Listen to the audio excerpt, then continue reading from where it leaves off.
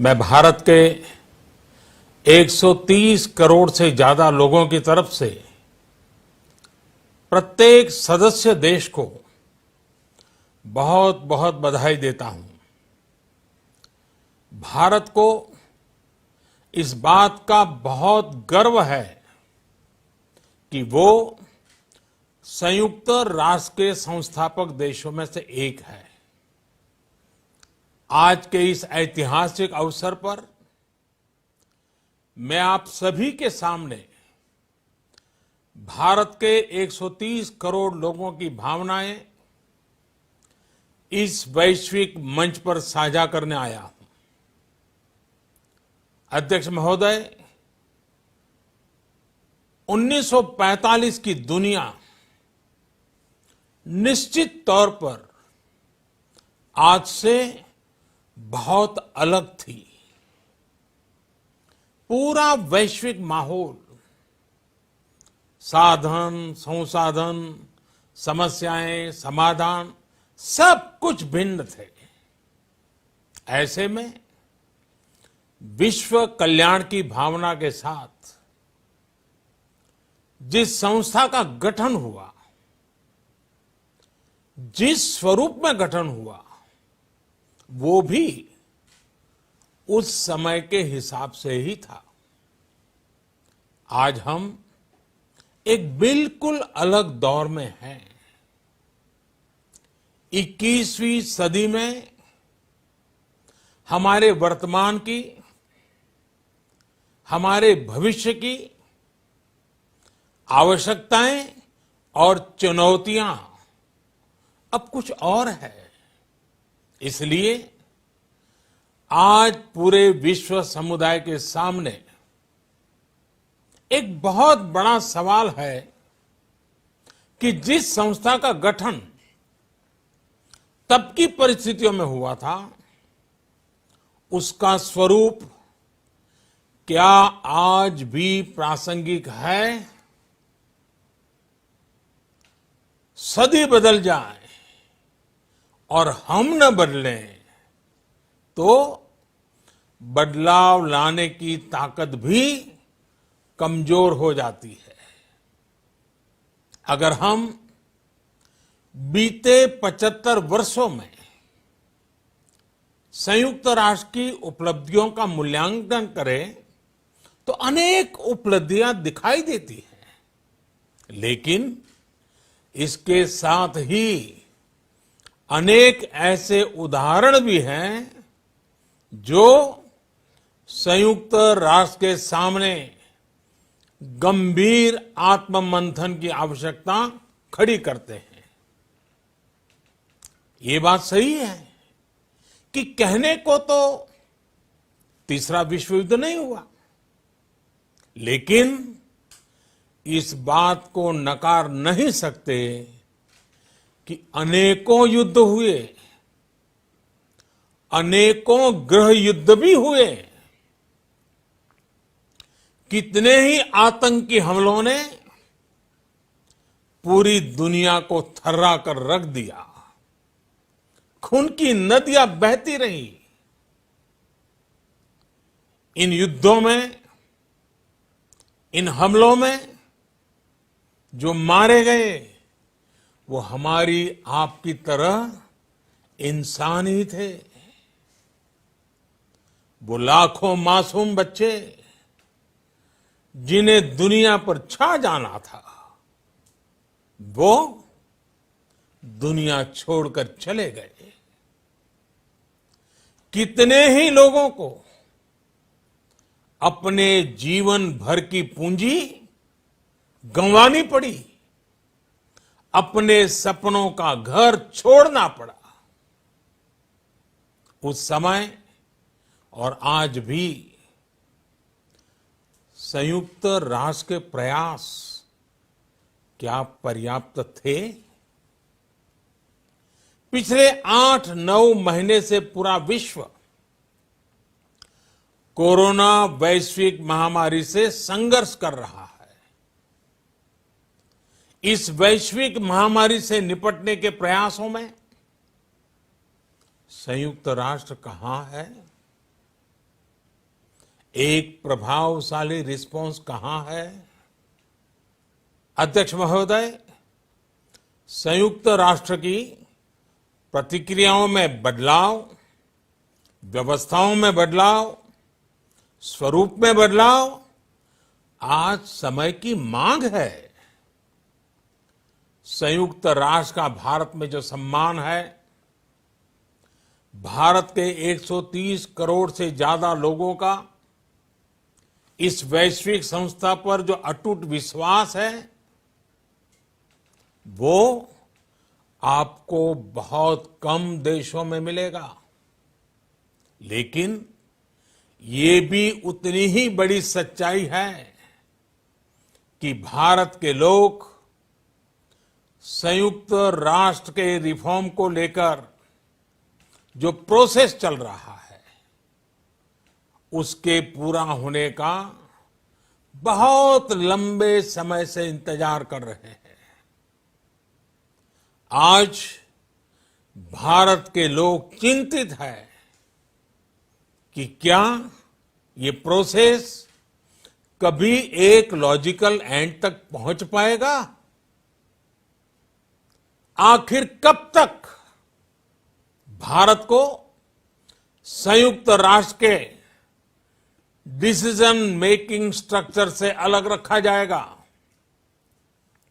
एक ऐसा देश जो दुनिया का सबसे बड़ा लोकतंत्र है, एक ऐसा देश जहां विश्व की 18% से ज्यादा जनसंख्या रहती है, एक ऐसा देश जहां सैकड़ों भाषाएं हैं, सैकड़ों बोलियां हैं, अनेकों पंथ हैं, अनेकों विचारधारा हैं, जिस देश ने सैकड़ों वर्षों तक वैश्विक अर्थव्यवस्था का नेतृत्व करने और सैकड़ों वर्षों की गुलामी दोनों को जिया है।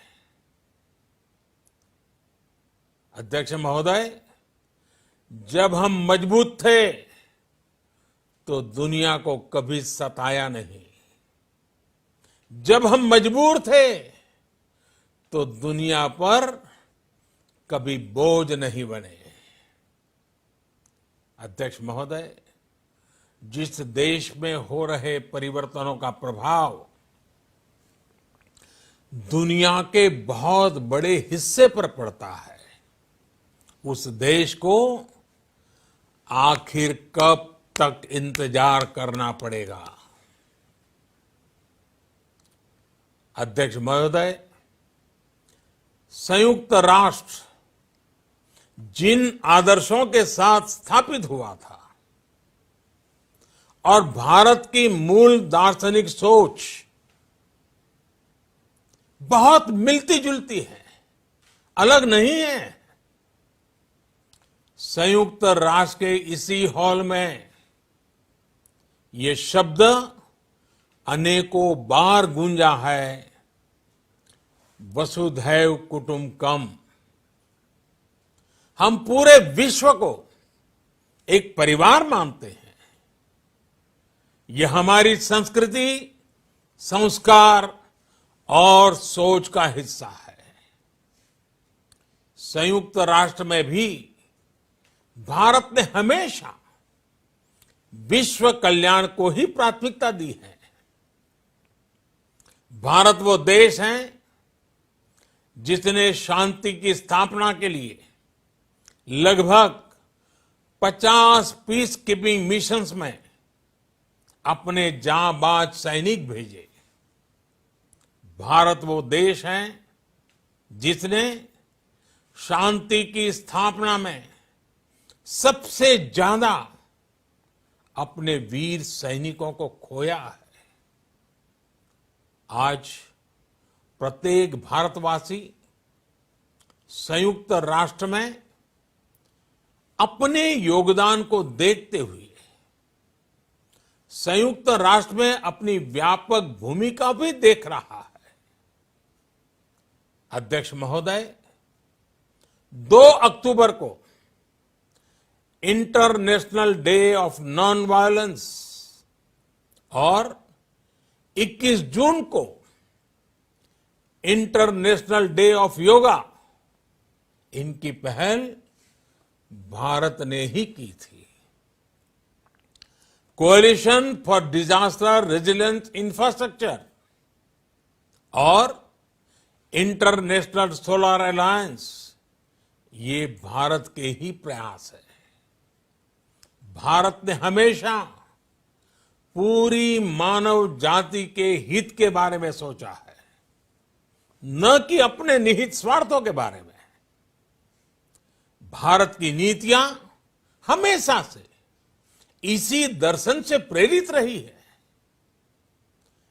भारत की नेबरहुड फर्स्ट पॉलिसी से लेकर एक्ट ईस्ट पॉलिसी तक, security and growth for all in the region, इसकी सोच,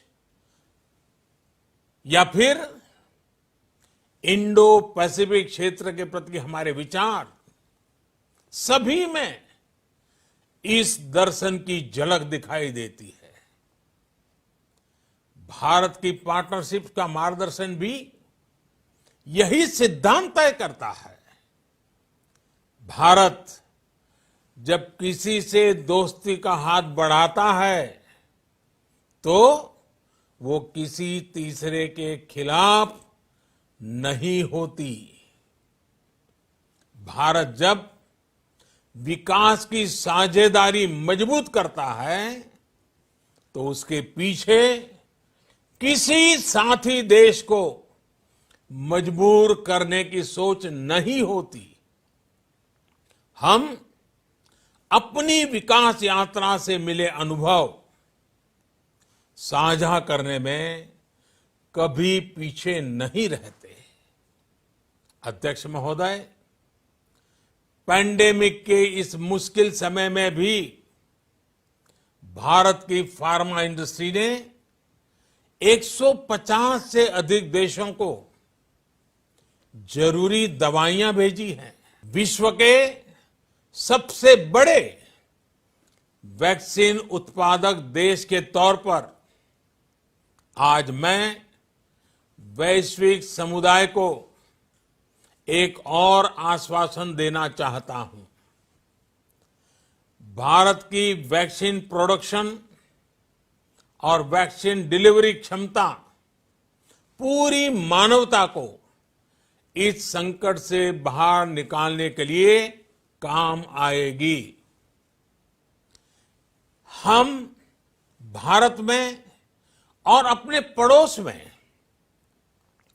फेज 3 क्लिनिकल ट्रायल्स की तरफ बढ़ रहे हैं।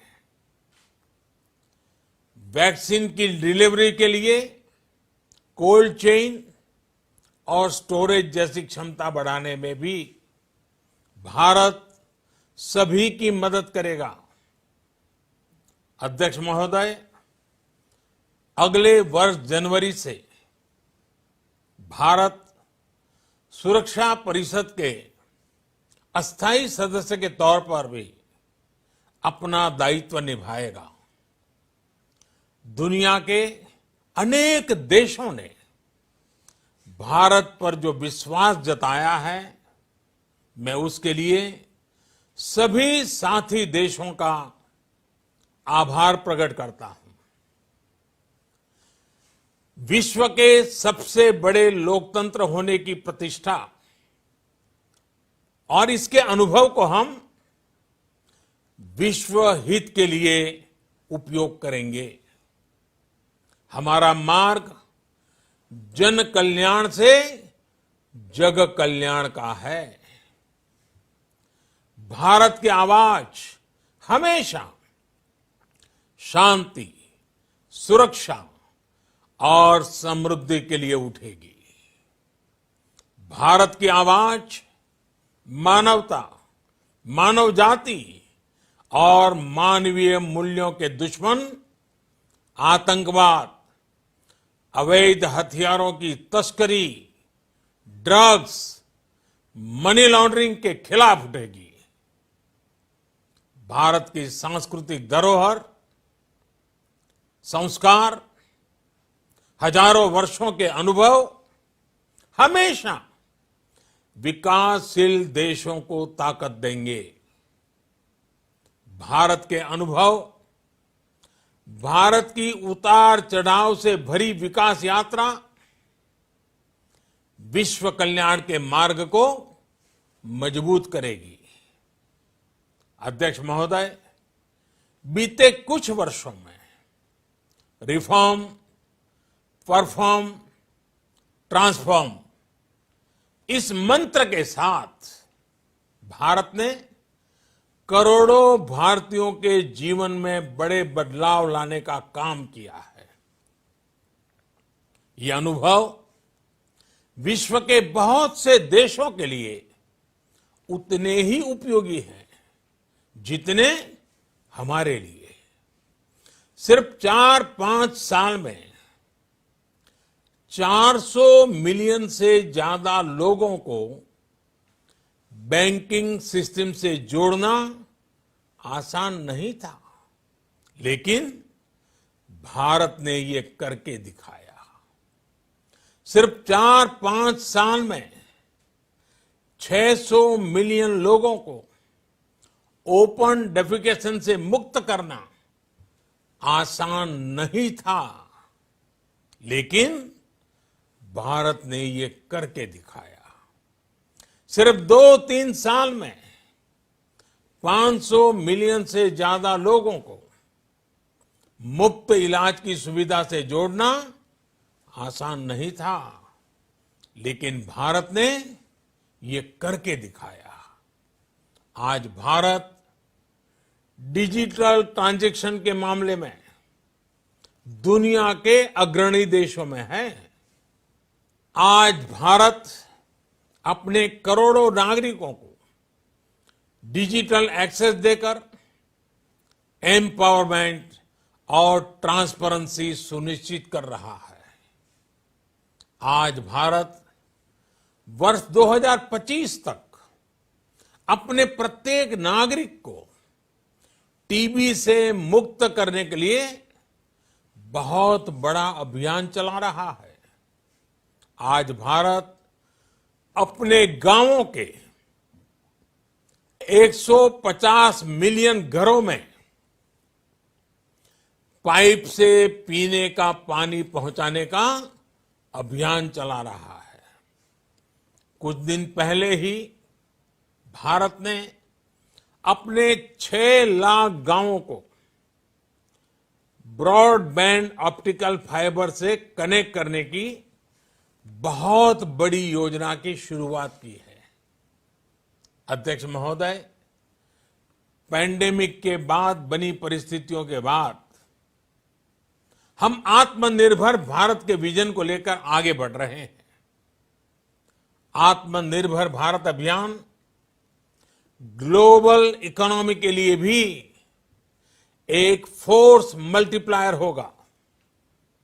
भारत में आज ये सुनिश्चित किया जा रहा है कि सभी योजनाओं का लाभ बिना किसी भेदभाव प्रत्येक नागरिक तक पहुंचे। विमेन एंटरप्राइज और लीडरशिप को प्रमोट करने के लिए भारत में बड़े स्तर पर प्रयास चल रहे हैं। आज दुनिया की सबसे बड़ी माइक्रो फाइनेंसिंग स्कीम्स का सबसे ज्यादा लाभ भारत की महिलाएं ही उठा रही हैं। भारत दुनिया के उन देशों में से एक है जहां महिलाओं को 26 वीक्स की पेड मैटरनिटी लीव दी जा रही है। भारत में ट्रांसजेंडर्स के अधिकारों को सुरक्षा देने के लिए भी कानूनी सुधार दिए गए हैं। अध्यक्ष महोदय, भारत विश्व से सीखते हुए, विश्व को अपने अनुभव बांटते हुए आगे बढ़ना चाहता है। मुझे विश्वास है कि अपने 75वें वर्ष में संयुक्त राष्ट्र और सदस्य सभी देश इस महान संस्था की प्रासंगिकता बनाए रखने के लिए और प्रतिबद्ध होकर काम करेंगे। संयुक्त राष्ट्र में संतुलन और संयुक्त राष्ट्र का सशक्तिकरण विश्व कल्याण के लिए उतना ही अनिवार्य है। आइए संयुक्त राष्ट्र के 75वें वर्ष पर हम सब मिलकर अपने आप को विश्व कल्याण के लिए एक बार फिर समर्पित करने का प्रण लें। धन्यवाद। तो मार्क, ये लगभग 22 मिनट का प्रधानमंत्री